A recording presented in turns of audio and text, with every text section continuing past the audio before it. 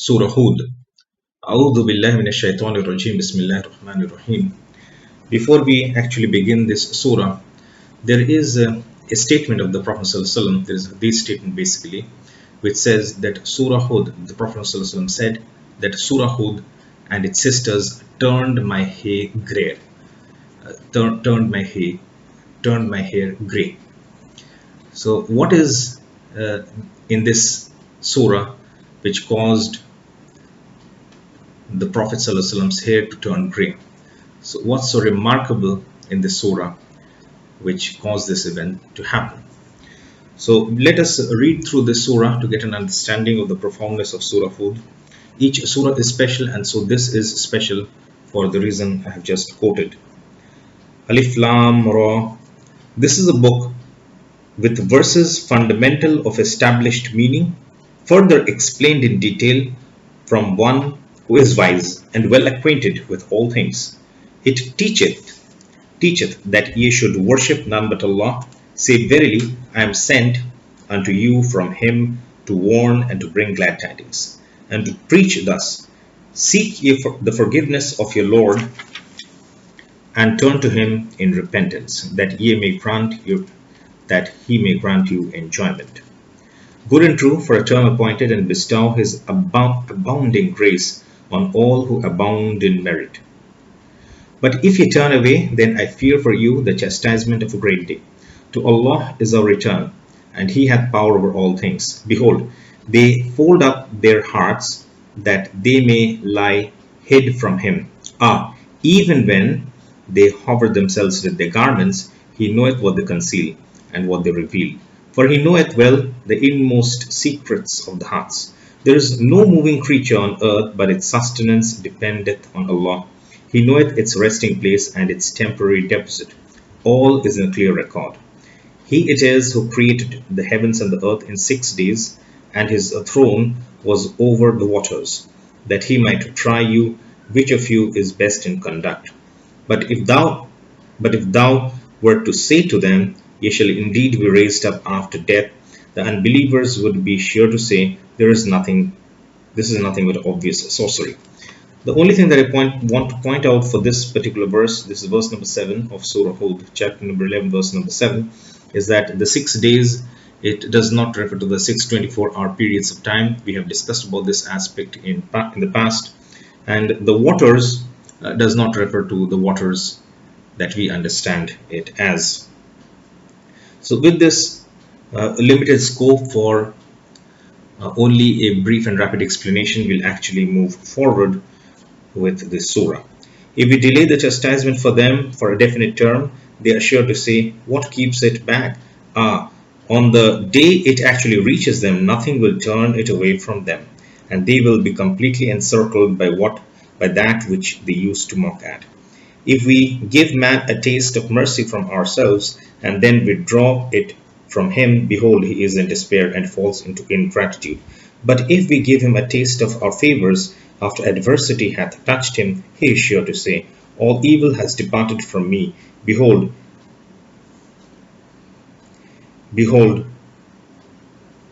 he falls into exaltation and pride. Not so do those who show patience and constancy and work righteousness. For them is forgiveness of sins and a great reward. Perchance thou mayst feel the inclination to give up part of what is revealed unto thee, and thy heart feeleth straitened, because they say, why is not a treasure sent down unto him? Or why does not an angel come down with him? But thou art there only to warn. It is Allah that arrangeth all affairs. Or they may say, he forged it. Say, bring ye then 10 surahs forged like unto it, and call to your aid whomsoever ye can, other than Allah, if you speak the truth. So there is a progressive challenge basically. So this is part of the challenge, that bring 10 surahs. And then the last part of the challenge is bring a single surah. And some of the surahs in the Quran consist of 3 verses, 3 ayat. So the challenge is open to all, and the challenge has been open since the time of the revelation of the Quran, and no one has been able to fulfill this challenge, to meet this challenge. This in itself proves the Quran is a divine revelation. If then they, your false gods, answer not your call, know ye that this revelation is sent down replete with the knowledge of Allah, and that there is no God but He. Will ye even then submit to Islam? Uh, and the word used is Muslimun. Will ye not then will ye even then submit? Will ye even then become Muslims? Will ye even then submit to Islam? Those who desire the life of the present and its glitter, to them we shall pay the price of their deeds therein, without diminution. They are those for whom there is nothing in the hereafter but the fire. Vain are the designs they frame therein, and of no effect are the deeds that they do. Can they be like those who accept a clear sign from their Lord and followed by a witness from Him, and before Him is the book of Moses, a guide and a mercy? They believe therein, but those of the sects that reject it, the fire will be their promised meeting place. Be not then in doubt thereon, for it is the truth from the Lord. Yet many among men do not believe. Who doth more wrong than those who forge a lie against Allah? They will be brought before their Lord, and the witnesses will say, these are the ones who lied against their Lord. Behold, the curse of Allah is on those who do wrong. Those who hinder men from the path of Allah and wish it to be crooked, these were they who denied the hereafter.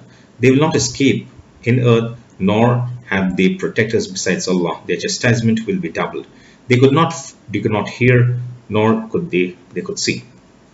They are the ones who have lost their own souls, and the fancies they forged have left them in the lurch. Without a doubt, these are the very ones who will lose most in the hereafter. But those who believe and work righteousness and humble themselves before their Lord, they will be companions of the garden to dwell therein for aye. These two kinds of men may be compared to the blind and deaf, and those who can see and hear well. Those who can see and hear well. Are they equal when compared? Will ye not then take heed? We sent Noah to his people with a mission. I have come to you as a clear warner, that ye serve none but Allah. Verily, I do fear for you the punishment of a grievous day. But the chiefs of the unbelievers among his people said, we see in thee nothing but a man like ourselves, nor do we see that any follow thee but the meanest among us. Apparently, nor do we see in you all any merit above us. In fact, we think ye are liars. So this is a common allegation that has been raised against all the prophets, that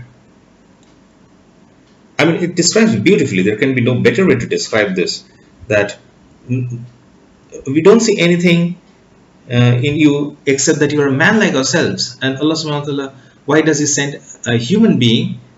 Because the message that is being sent is for human beings. So naturally He sends a human messenger.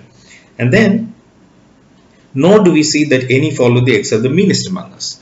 So we don't see the rich and the grand following, but the poor amongst the people follow you. So this is no excuse basically, and this is a struggle of all the prophets, most of the prophets, that the followers, the majority of them, the rich, do not in their arrogance follow the prophet of that time. So if others raise objections with the Prophet ﷺ, we should not be surprised. And finally, they also said that we don't see any merit in you. In fact, we think you are liars. So this is an allegation. This is not an allegation. This is something,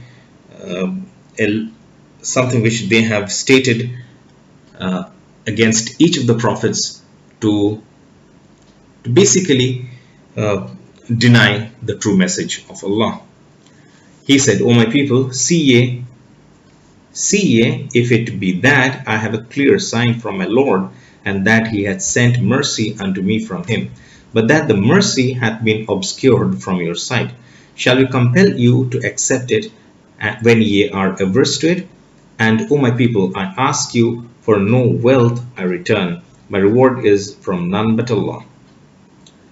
So this is the verse which is also very important, Surah Huwd, verse number 29. And, O my people, I ask you for no wealth in return. My reward is from none but Allah, but I will not drive away in contempt those who believe. For verily they are to meet their Lord, and ye I see are the ignorant ones. O my people, who would help me against Allah? If I drove them away, will ye not then take heed? I tell you not that with me are the treasures of Allah, nor do I know what is hidden, nor claim I to be an angel, nor yet do I say of those whom your eyes do despise that Allah will not grant them all that is good. Allah knoweth best what is in their souls. I should, if I did, indeed be a wrongdoer. They said, O Noah, thou hast disputed with us, and much hast thou prolonged the dispute with us. Now bring upon us what thou threatenest us with, if thou speakest the truth. He said, Truly Allah will bring it on you if He wills, and then ye will not be able to frustrate it. Of no profit will be my counsel to you, much as I desire to give you good counsel, if it be that Allah willeth to leave you astray, He is your Lord, and to Him will you return. So this is a message which the dais, those who are involved in Dawah activities, should keep in mind, that if it be that Allah willeth to leave you astray, you can't help it. Your preaching can't help. This is a fundamental, important reminder which you need to carry with you always as a message. Or do they say, He has forged it? Say, if I had forged it, on me were my sin, and I am free of the sins of which ye are guilty. It was revealed to Noah, none of thy people will believe except those who have believed already. So grieve no longer over their evil deeds, but construct an ark under our eyes and our inspiration, and address me no further on behalf of those who are in sin, for they are about to be overwhelmed in the flood. Forthwith he starts constructing the ark. Every time that the chiefs of his people passed by him, they threw ridicule on him. He said, If you ridicule us now, we in our turn can look down on you with ridicule likewise. But soon will ye know who it is on whom will descend a chastisement that will cover them with shame, on whom will be unloosened a chastisement lasting. At length, behold, there came our command, and the fountains of the earth gushed forth. We said, Embark therein of each kind, two, male and female, and a family, except those against whom the word has already gone forth, and the believers, but only a few believed with him. So the time period for which the Prophet Nuh alayhi salam he preached, it is roughly estimated to be around close to a millennium, close to 1000 years. It's said that it was approximately 950 years. And in this long period of preaching, this was not his life, this was his period of preaching, he was able to gather some 80 followers. So if our speeches are not having an impact, I mean, in the sense that it does not attract a lot of following, there is nothing to be sad about. Look at the effort of the Prophet Nuh alayhi salam.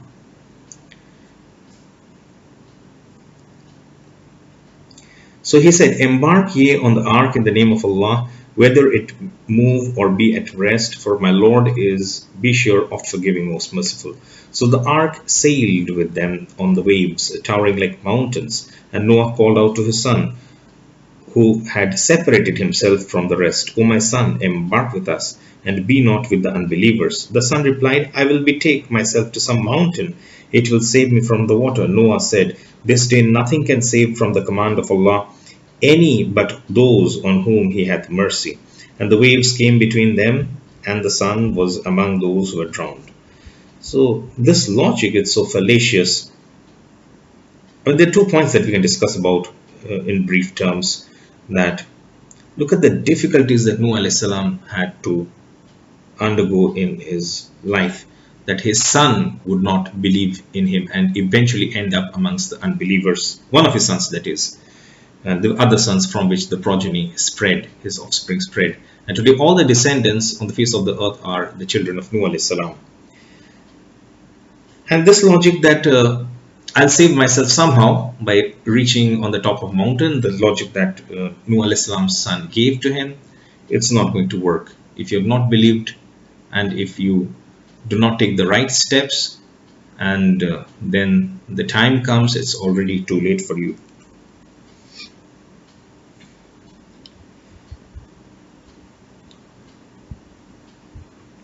And the waves came between them, and the sun was drowned among those who were drowned.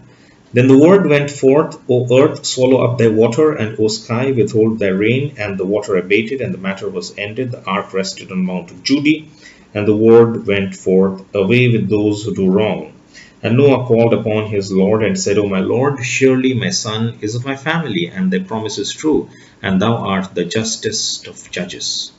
He said, O Noah, he is not of thy family, for his conduct is unrighteous. So ask not of me that which thou hast no knowledge. I give thee counsel, lest thou become one of the ignorance. So look at the difficulties even after that. That Noah alayhi salam said that my son is a part of my family, and Allah informs him or mentions to him, states that your son is not of your family, his conduct is unrighteous. Noah said, O my Lord, I do seek refuge with thee from asking thee for that of which I have no knowledge, and unless thou forgive me and have mercy on me, I should indeed be among the losers. The word came, O Noah, come down from the ark with peace from us and a blessing on thee and on some of the peoples who will spring from those with thee, but there will be other peoples to whom we shall grant their pleasures for a time, but in the end will be a grievous chastisement reach them from us. Such are some of the stories of the unseen which we have revealed unto thee. Before this neither thou nor thy people knew them. So persevere patiently, for the end is for those who are righteous. To the Ad people we sent Huwd alayhi salam.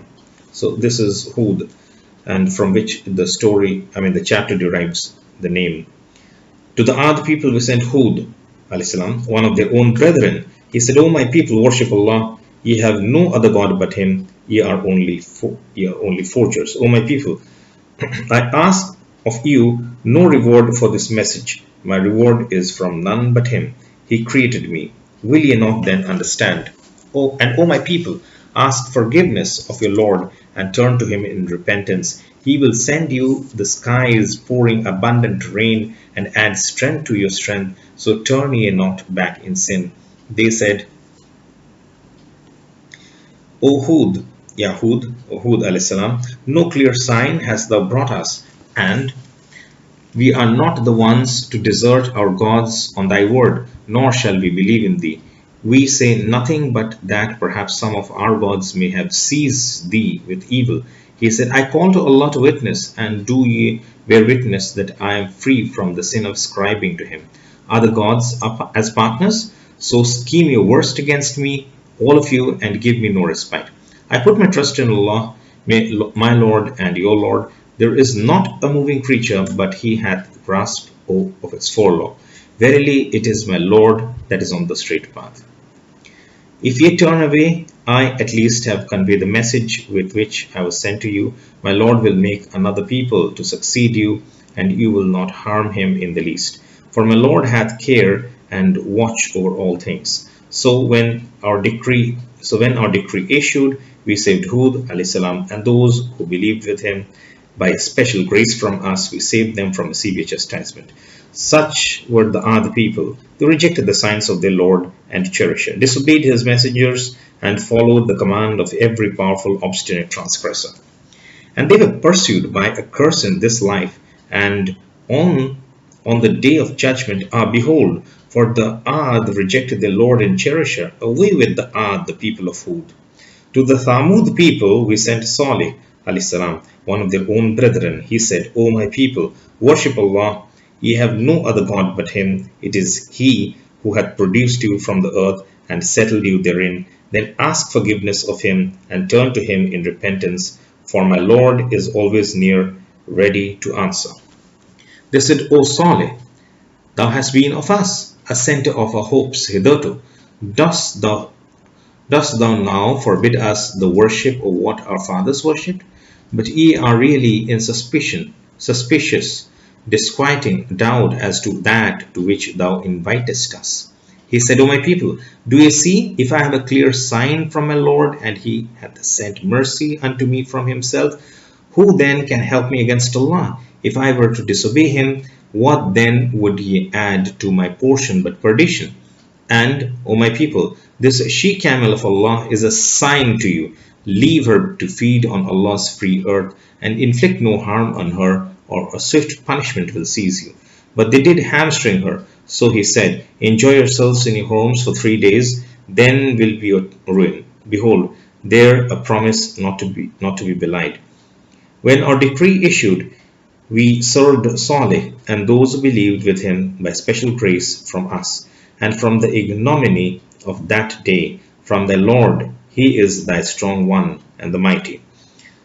The mighty blast overtook the wrongdoers, and they lay prostrate in their homes before the morning, as if they had never dwelt and flourished there. Ah, behold, for the Thamud rejected their Lord and the cherisher. So away with Thamud. There came our messengers to Abraham with glad tidings. They said, peace. He answered, peace, and hastened to entertain them with a roasted calf. These things do not happen these days, do they? Or does it? I mean, some guests, unknown guests, come to your house and you offer them meat. You slaughter a calf and offer them the meat. These things do not, these sort of hospitality, has long gone away. But when he saw their hands not reaching towards the meal, he felt some mistrust of them and conceived a fear of them. They said, fear not, we have been sent against the people of Lut alayhi salam. And his wife was standing there, and she laughed. But we gave her glad tidings of Isaac. So this was Sarah, the wife of Ibrahim alayhi salam. Glad tidings of Isaac, and after him of Jacob. She said, alas for me, shall I bear a child, seeing I am an old woman, and my husband here is an old man? That would indeed be a wonderful thing. They said, dost thou wonder at Allah's decree, the grace of Allah and his blessings on you? O ye people of the house, for he is indeed worthy of all praise, full of all glory. When fear had passed from the mind of Ibrahim alayhi salam, and the glad tidings had reached him, he began to plead with us for Lut alayhi salam's people. For Abraham was without doubt forbearing of faults, compassionate and given to penitence. O Abraham, seek not this, the decree of the Lord hath gone forth. For them there cometh a chastisement that cannot be turned back. When our messengers came to Lut alayhi salam, he was grieved on their account and felt himself powerless to protect them. He said, this is a distressful day. And his people came rushing towards him, and they had been long in the habit of practicing abominations. So, Lut alayhi salam, during his time, it was for the first time that the sexual perversion of homosexuality, gay and lesbianism, mainly gay homosexuality, appeared as a menace in the society for the first time. So this is what is being addressed. And his people came rushing towards him, and they had been long in the habit of practicing abominations. He said, O my people, here are my daughters. So they came because the angels had come in the form of handsome men. O my people, here are my daughters. They are pure for you if you marry. Now fear Allah and cover me not with disgrace about my guests. Is there not among you a single right-minded man? They said, Well, dost thou know we have no need of thy daughters. Indeed, thou knowest quite well what we want. He said, Would that I had power to suppress you, or that I could betake myself to some powerful support. The messengers said, O Lut alayhi salam, we are messengers from thy Lord. By no means shall they reach thee. Now travel with thy family while yet a part of the night remains, and let not any of you look back. But thy wife will remain behind. To her will happen what happens to the people. Morning is their time appointed. Is not the morning nigh? Is not the morning close? Is not the morning near? So again, this is the second example of a prophet whose wife was to be left behind. Now, about Lut alayhi salam's wife, it was not the case that she was unfaithful to Lut alayhi salam, but then she committed a sin, and that sin being she informed the people, the male, that some beautiful, handsome guests had come to their house. So, because of this crime, she was to be left behind. Because of this invitation to to homosexuality, because of this invitation, basically, because of this corrupted, in supporting this corrupted behavior, basically, that she was punished. So people could take it otherwise, because these were people, the perverts, they had no desire for women. These men had no desire for women. A strange sort of perversion had was being observed for the first time in human history. And today it's very common, and today laws and legislations are being passed to validate this strange phenomena. So this was the reason, not for any other reason, that she was unfaithful to her husband, sorry. So the reason for which I just, but for the reason which I just stated just now. When a decree issued, we turned the cities upside down and rained down on them brimstones hard as baked clay, spread layer on layer, marked from thy Lord, nor are they ever far from those who do wrong. To the Madian people we sent Shoaib alayhi salam, one of their own brethren. He said, O my people, worship Allah. Ye have no other God but Him, and give not short measure or weight. I see you in prosperity, but I fear for you the chastisement of a day that will compass you all around. And O my people, give just measure and weight, not withhold from the people the things that are their due. Commit not evil in the land with intent to do mischief. That which is left to you by Allah is best for you, if ye but believed. But I am not set over you to keep watch. They said, Ya Shoaib, O Shoaib alayhi salam, does the prayer command thee that we leave off the worship which our fathers practiced, or that we leave off doing what we like with our property? Truly thou art the one that forbeareth with faults and is right-minded. So look at the strange allegation. This person seems to be very right-minded. Just throw him out of this village. He is too right-minded for us to live comfortably and practice our perversions, our crimes. So this is during the time of Shoaib alayhi salam. For the first time, the economic and the financial facade crept into the society, and Shoaib alayhi salam warned against it, but then people would not listen. So today, the most of the problems that we see all around us, these are related, but most of it, or much of it, has got to do with the economic and financial facade, so to say, economic and financial manipulation or control, so to say, the jolly control of the economy, of the finance. He said, O my people, see ye whether I have a clear sign from my Lord, and He hath given me sustenance pure and good as from Himself. I wish not in opposition to you to do that which I forbid you to do. I only desire your betterment to the best of my power, and my success in my task can only come from Allah. In Him I trust, and unto Him I turn. And O my people, let not my descent from you cause you to sin, lest ye suffer a fate similar to that of the people of Noah, or of Huwd, or of Salih. Nor are the people of Lut far off from you. So Shoaib alayhi salam is giving admonition to his people, warning his people, reminding them about the previous generations that had passed and who had been destroyed. The people of Noah, the people of Huwd, the people of Salih, and he even reminded that the people of Lut who was destroyed, this event is not even very far from you. This is a very recent event in history from their time perspective. But ask forgiveness of your Lord and turn unto Him in repentance. For my Lord is indeed full of mercy and loving kindness. They said, O Shoaib alayhi salam, much of what thou sayest we do not understand. In fact, among us we see that thou hast no strength.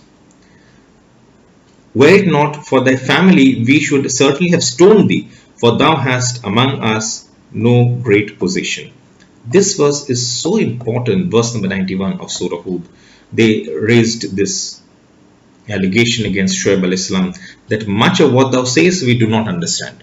So today if you were to remind people that don't be involved in the corrupt economic system, the corrupt monetary system, how many people listen to that? In fact, those who turn a blind eye to that, they are partners to the crime. Those who can understand every other thing but not the basics of economics, will they not be punished by Allah for supporting the crime, for being a party to the crime, for being a party to the turmoil, the economic turmoil in the world today? Surely they will. And what's the next point they said? In fact, among us, we see that you have no strength, no physical strength, that is.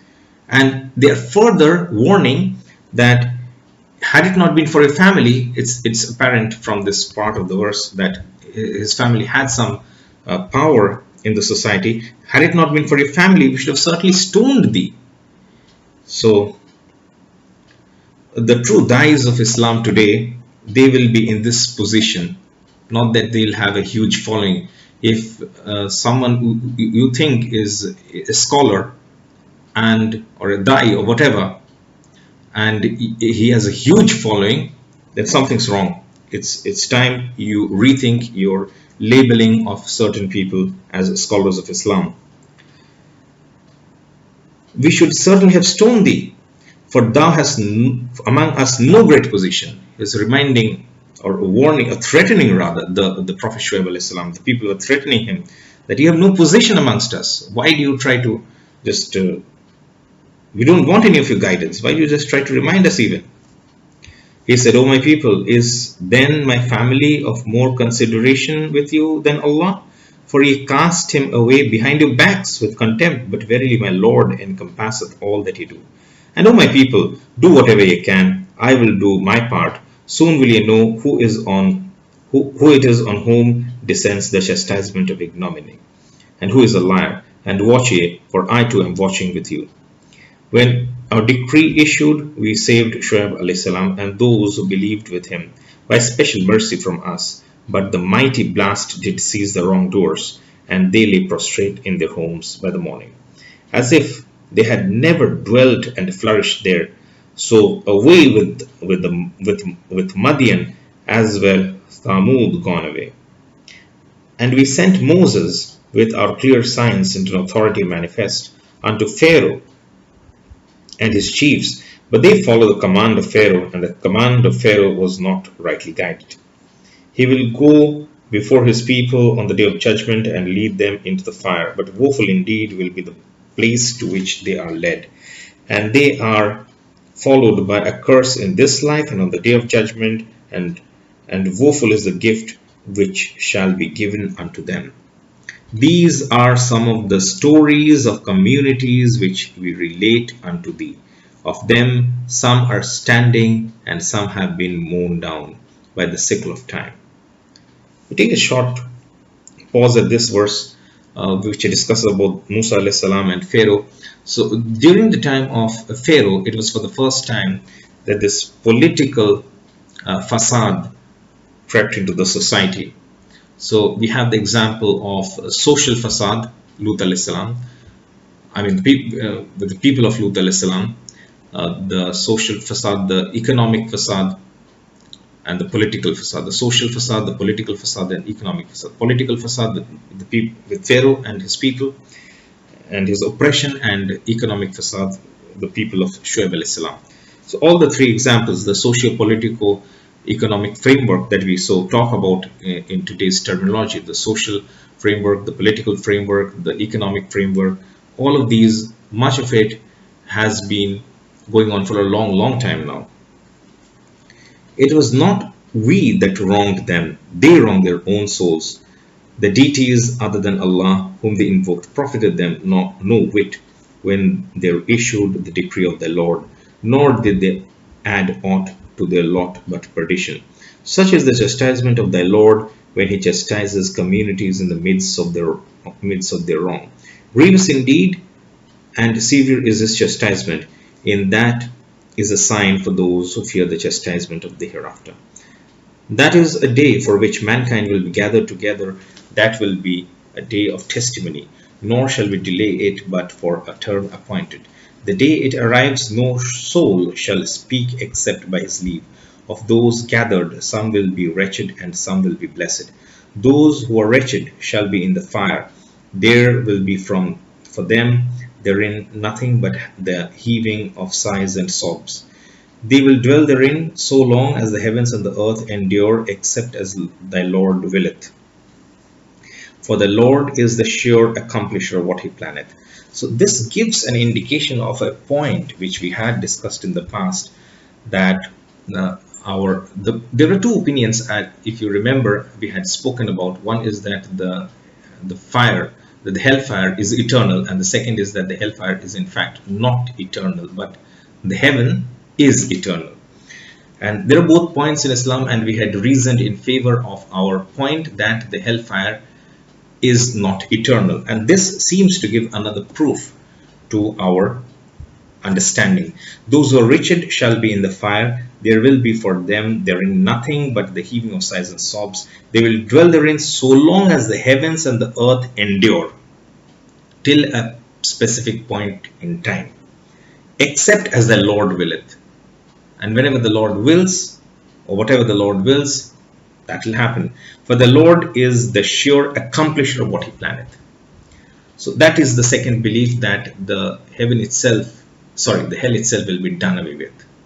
The people therein, their consciousness, it's all over with them. Their identity ceases to exist after they have been punished for their sins. And so this is verse number 6 and verse number 7, from which we can draw additional interpretations to the effect that the second opinion is more correct according to our understanding of the issue. And those who are blessed shall be in the garden. They will dwell therein so long as the heavens and the earth endure, except as the Lord willeth, a gift without break. Again, this seems to be in the similar pattern, but then it ends differently. A gift without break. Be not then in doubt as to what these men worship. They worship nothing but what their fathers worshipped before them. But verily we shall pay them back in full their portion without the least abatement. We certainly gave the book to Moses, but differences arose therein. Had it not been that a word had gone forth before from thy Lord, the matter would have been decided between them. But they are in suspicious doubt concerning it. And of a surety, to all will your Lord pay back in full the recompense of their deeds, for he knoweth well all that they do. Therefore stand firm in the straight path, as thou art commanded, thou and those who with thee turn unto Allah, and transgress not from the path. For he seeth well all that ye do. And incline not to those who do wrong, or the fire will touch you, and ye have no protectors other than Allah, nor shall ye be helped. And establish regular prayers at the two ends of the day and at the approaches of the night. For those things that are good, remove those that are evil. That is a reminder for the mindful. And be steadfast in patience, for verily Allah will suffer the reward of the righteous. Allah will not suffer the reward of the righteous to perish. And be steadfast in patience, for verily Allah will not suffer the reward of the righteous to perish. And be steadfast. This is verse number 15. This is very important. Surah Huwd, chapter number 11, verse number 115. And be steadfast in patience, for verily Allah will not suffer the reward of the righteous to perish. If Surah Huwd and its sisters made the Prophet ﷺ's hair turn grey, this was the specific verse. The Prophet ﷺ is being told, and through him we are being instructed, be steadfast in patience. Be steadfast in patience. Be steadfast in patience. Verse number 116 onwards, let's continue and complete the chapter. And before we come back to a point that we want to discuss about. If only there had been of the generations before you men of righteousness who prohibited men from mischief in the earth, but there were none except a few among them whom we saved from harm. What was the sort of mischief people were doing?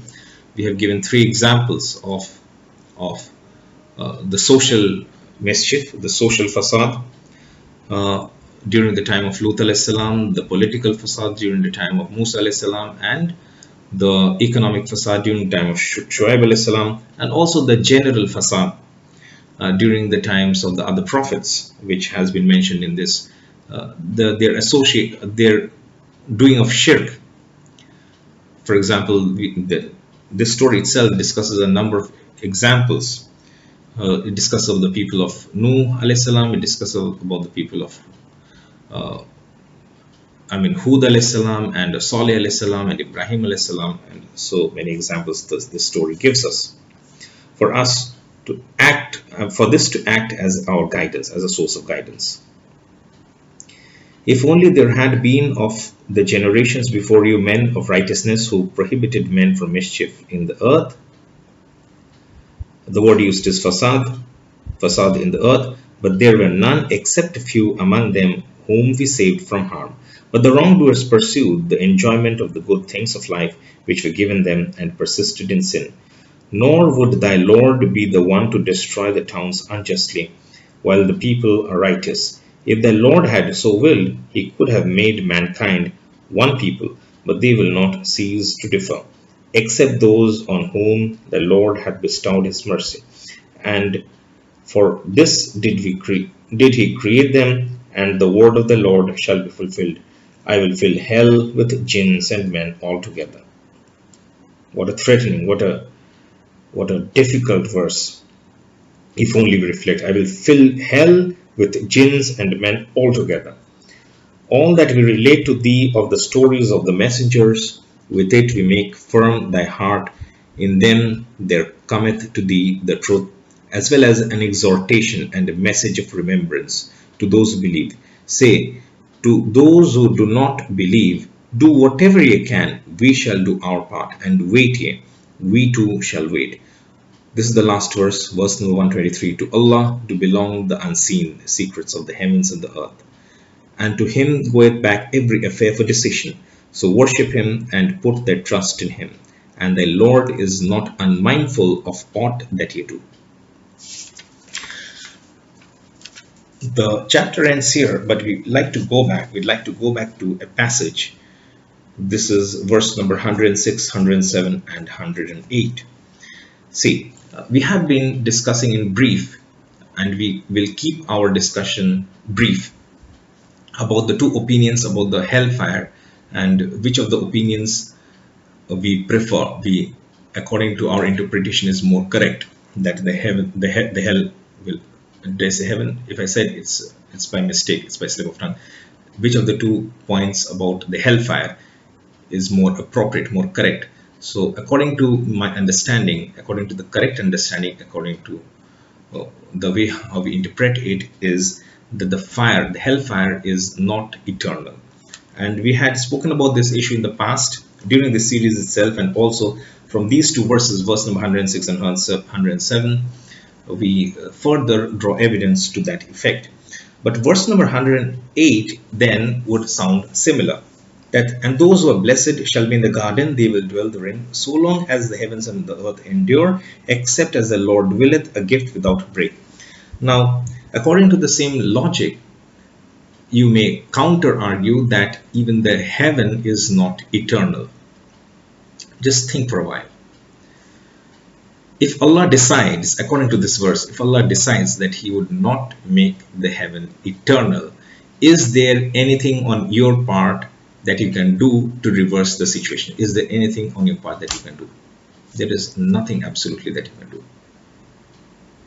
Just thinking about it gives us shivers down our spine.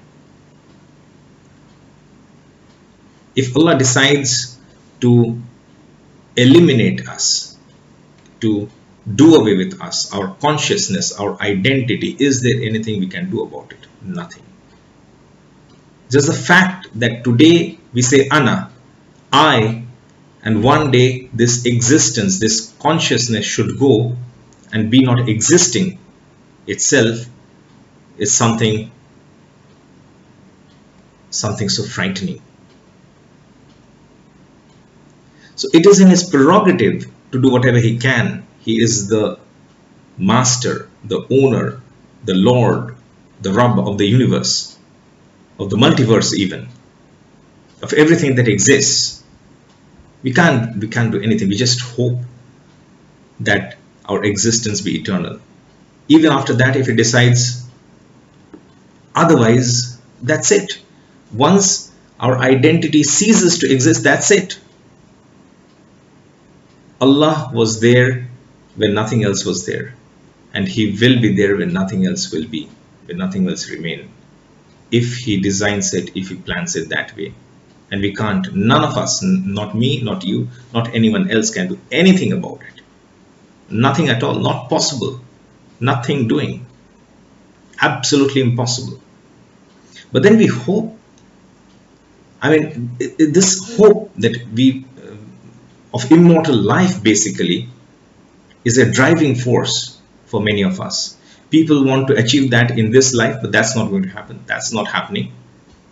But then this hope has been given for a hereafter, which we sort of agree with. And we sort of agree with because the usage of the two words in the two verses is slightly different. Yes, the first part of the passage in both the cases, both hellfire and heaven, is exactly the same. So long as the heavens and the earth endure, present in both the verses, except as Lord willeth, present in both the verses. But then the hellfire verse says, for the Lord is the sure accomplisher of what He planneth. If He plans to destroy hell, you can't change that. And why do you want to keep this over there as well in the hereafter? Just do away with it. Just do away with this feeling. How will it help you if you have reached heaven? How will a person burning in hell, how will it affect you in any way? Does it affect you? He has been punished to the extent that he has committed sin or crime. That's the prerogative of Allah, and He is doing that. How does He help? How does it help you if He is punished eternally or not?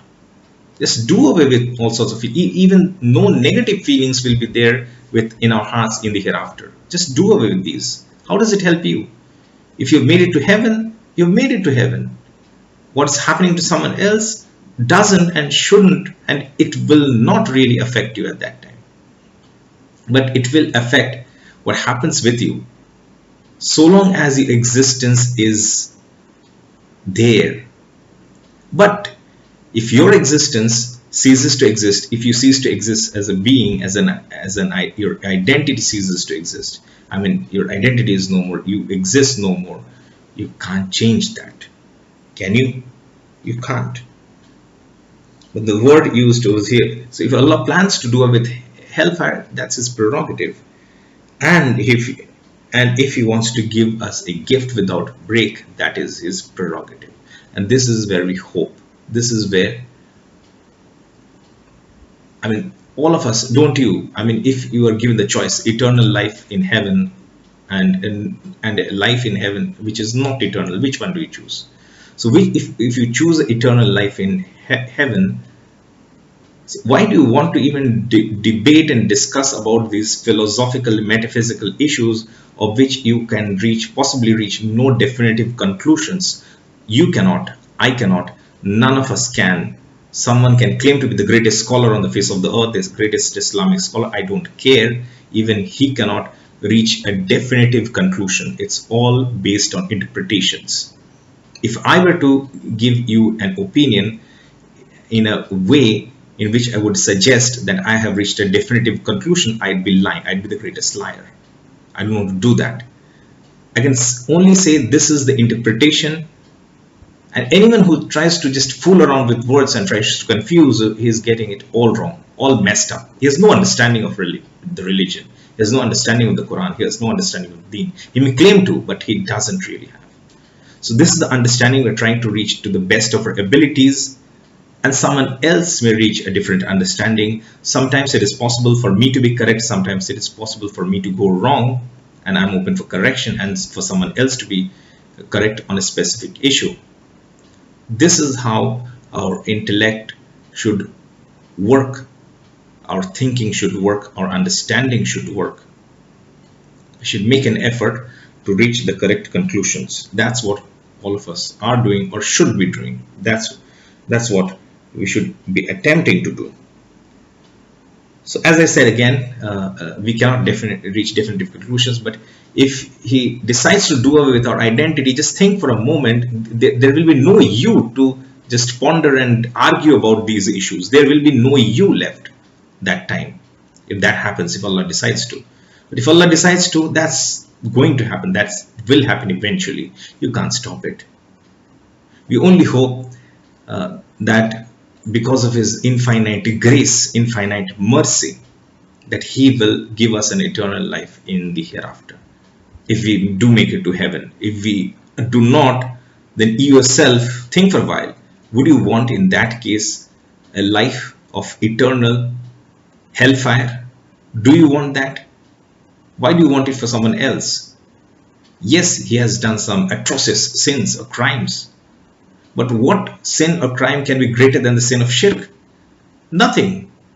What sin or crime committed against you is nothing compared to the sin of the sin of shirk. And even then, the punishment is to the extent of our sin. So these are some of the issues from which we derive our understanding that the life in hellfire, it can be a great number of years. We don't know, we don't care even. It can be many, many years. But according to us, it's finite. But His grace is infinite, His mercy is infinite. And so the life in the heaven is potentially infinite. I don't know what will happen practically. None of us know. We don't know. You may claim to know, or someone X, Mr. X may claim to know, but that's rubbish. So with these thoughts, with these very difficult concepts and thoughts, we just try to close this issue.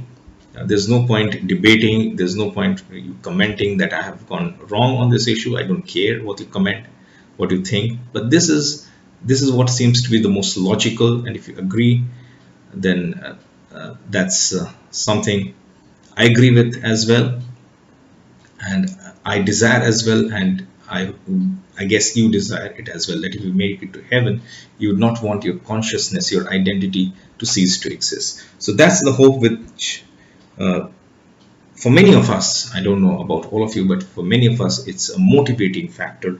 So that's it.